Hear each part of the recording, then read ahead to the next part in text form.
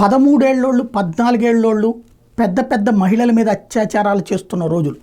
ప్రపంచం రూటు మారిపోయింది. అరచేతిలోకి వచ్చినటువంటి సెల్ ఫోన్, ఆ సెల్ ఫోన్లోకి వచ్చినటువంటి సెక్స్ వీడియోలు, ఏం చెయ్యాలో ఏం చెయ్యొచ్చో ఎలా చెయ్యొచ్చో చూసినటువంటి మోజుతో తయారైపోతున్నటువంటి యువతరం మీద పడుతున్నటువంటి ప్రభావం మామూలుగా లేదు. ఈ నేపథ్యంలో మహిళల మీద అత్యాచారాలు కావచ్చు, మర్డర్లు కావచ్చు, ఇట్లాంటి వాటిలో పిల్లలు కూడా భాగస్వాములు అవుతున్నటువంటి రోజులు.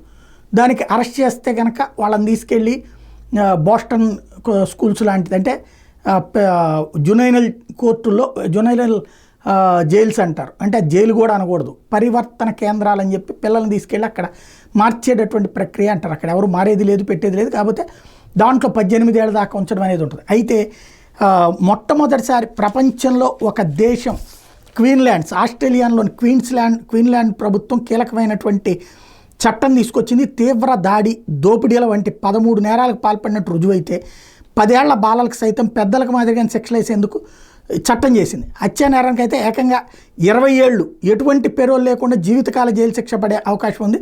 గతంలో ఇది గరిష్టంగా 10 ఏళ్లే ఉండేది.